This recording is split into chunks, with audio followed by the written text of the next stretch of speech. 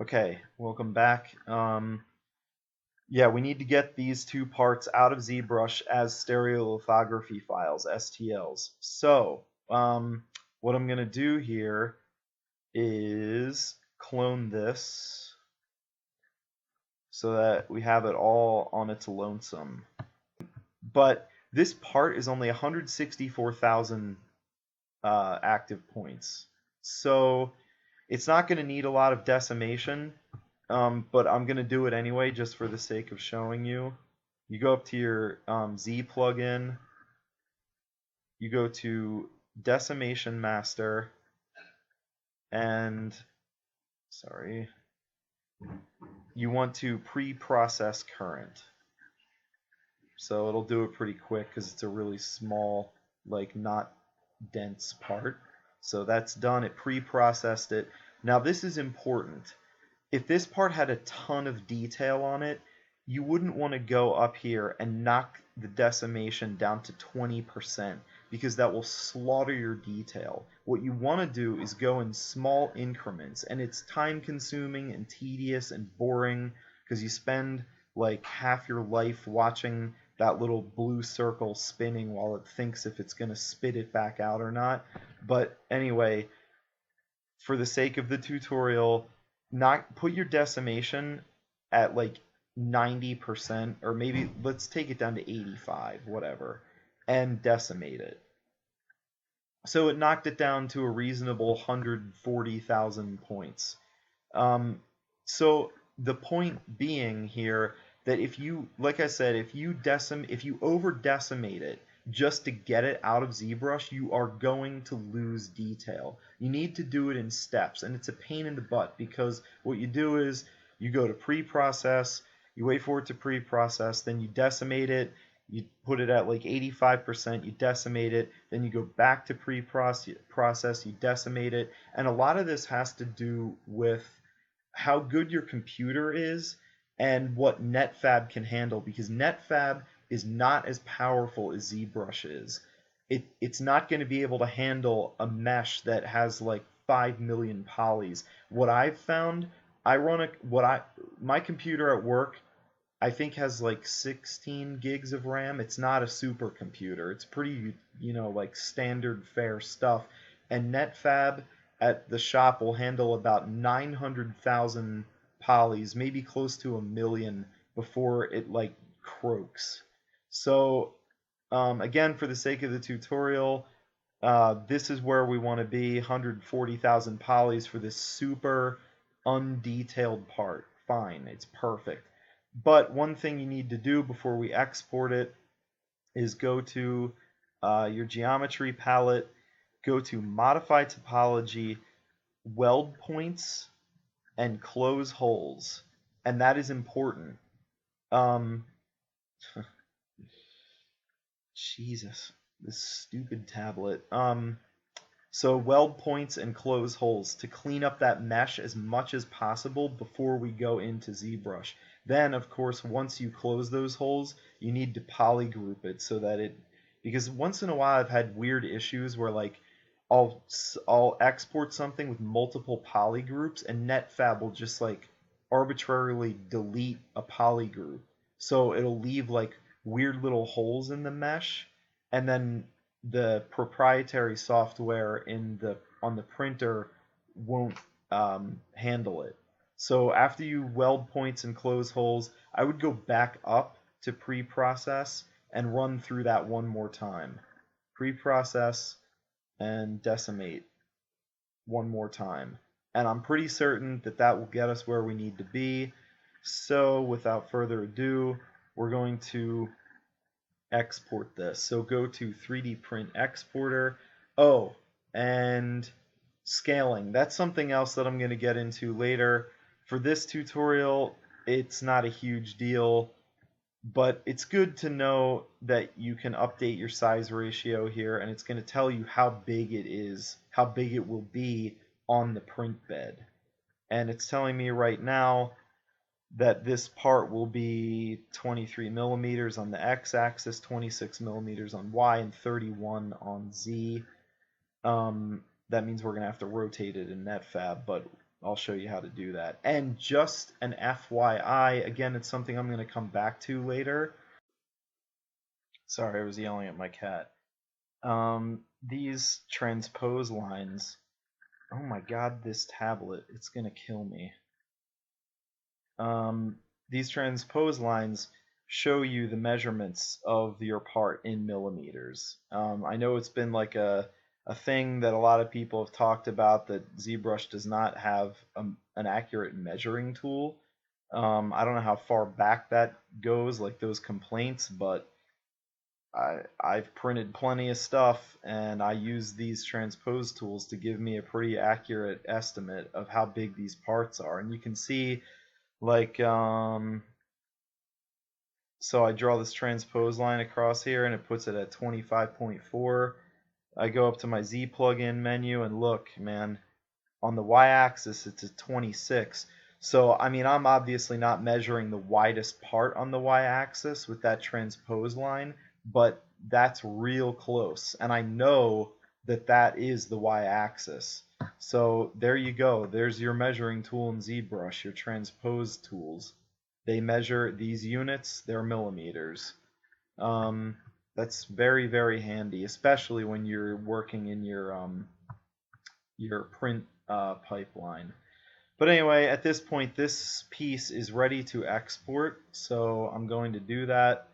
I'm going to go export STL, and we'll just call it thigh, and I'm just going to export it to the desktop, and my desktop is a complete mess, but I will be able to find it.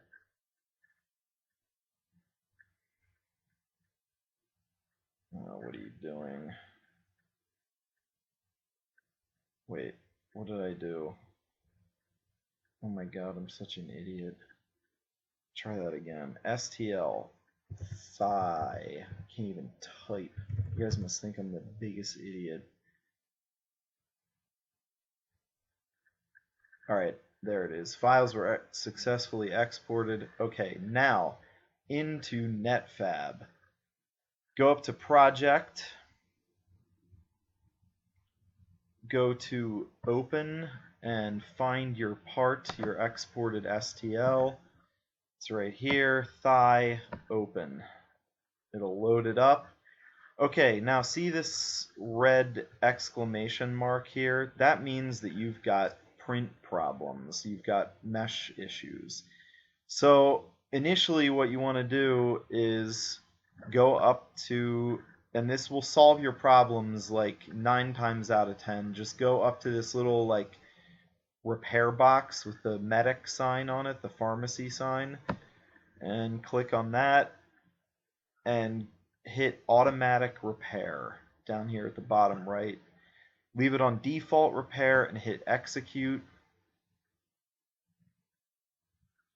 and go to apply repair and remove the old part. And look at that.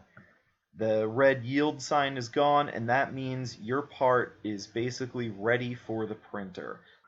But that's it. You've repaired the part, and seriously, that's all there is to it. Just go to export part under the part menu in Netfabb, export it as an STL, and it gives it a what's the word I'm looking for? It gives it like a standard naming convention. It'll just be the name that you gave it, and then it'll say repaired in parentheses, and that's it. Save it, and you're done.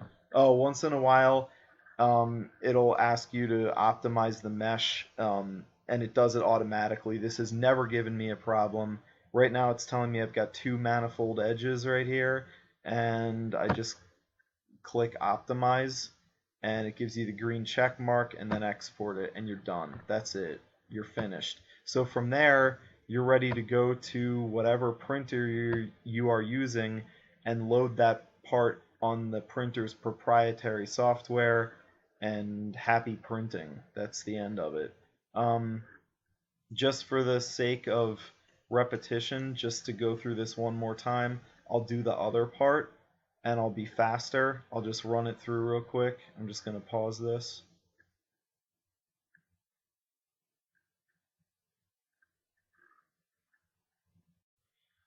Okay, like I said, just for the sake of yeah, just for the sake of being thorough, I am going to run through this again, if I can find my stupid part here.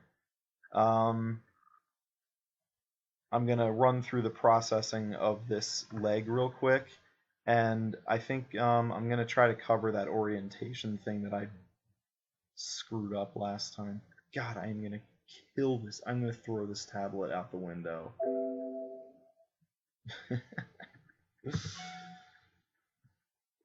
uh, I'm going to clone this so that it's on its own canvas. So before we start going into the processing thing, I'm just going to run through that orientation thing. Right now, if I tried to print this, it would print it like this, and it would build all this useless support material under here, trying to build it on this weird axis, or it might try to print it like this. It would be completely inefficient.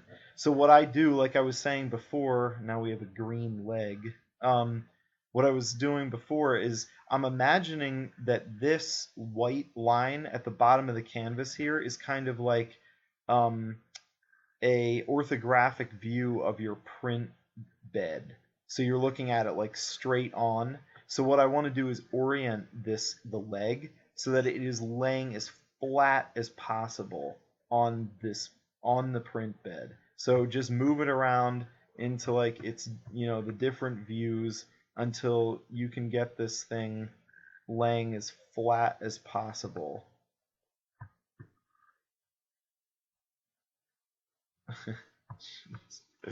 I suck at ZBrush sometimes.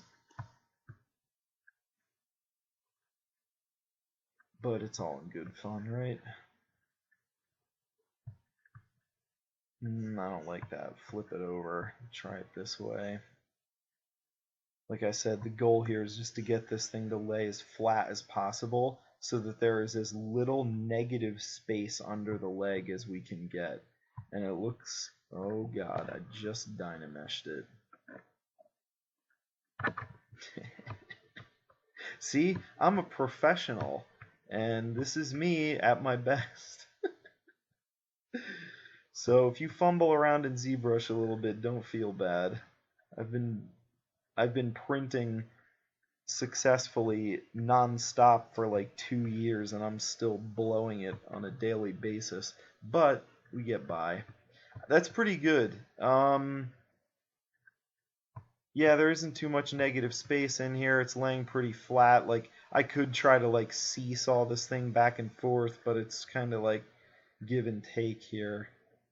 Um, the calf muscle here is going to be the first thing that, well, I could do this. Rotate it this way just a tad. That's good enough. So now the print heads are going to be coming back and forth across this way, so that the z-axis is going to be as low as possible. So that will just speed up the print. And unfortunately, you're gonna like the build lines, because no printer is absolutely flawless yet. You'll probably have some visible build lines, across here. But sometimes if you got to do a little bit of sanding, it's better to go across this way than sand this way.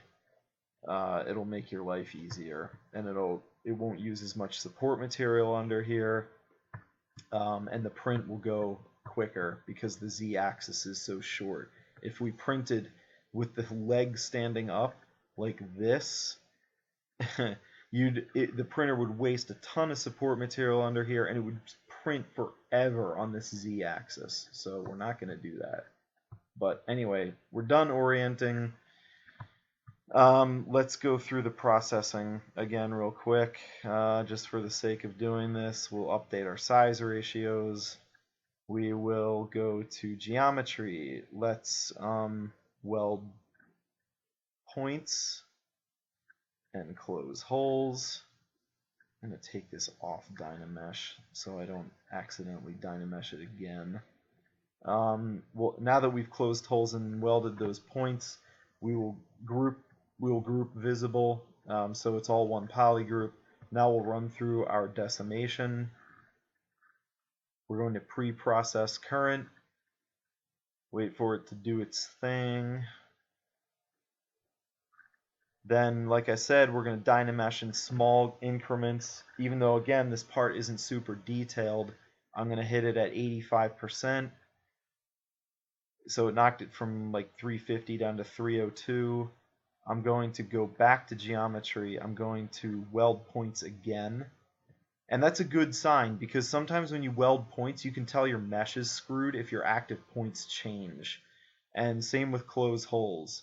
If the active points change, it means the mesh is still screwed up, and you might want to think about going through another series of like small decimations. But regardless, I'm going to do this again just for the sake of being thorough, because I'm German and I'm anal. But hey, it's kept me in the industry for 12 years. It's hard to argue with that, right?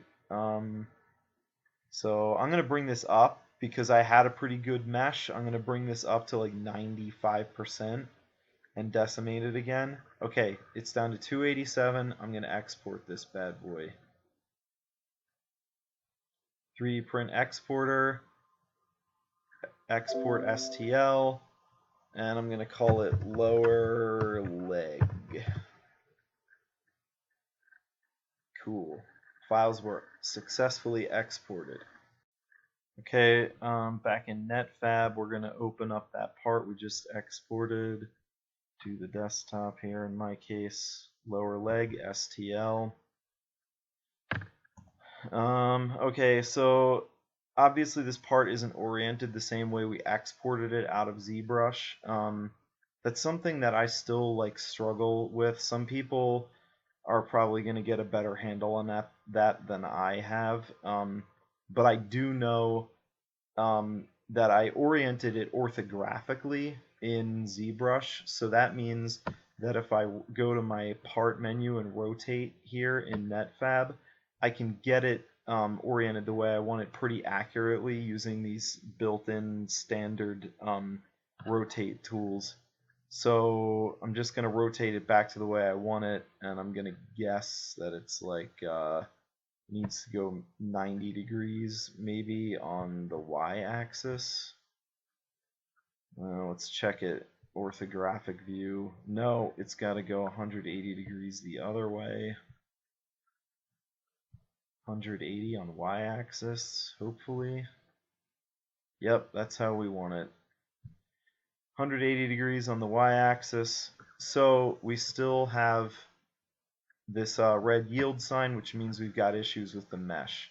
So you know the drill. We go up to repair. We click on the red cross. Wait for it to orient. We automatic repair. We use the default repair and we execute that. Wait for it to do its job.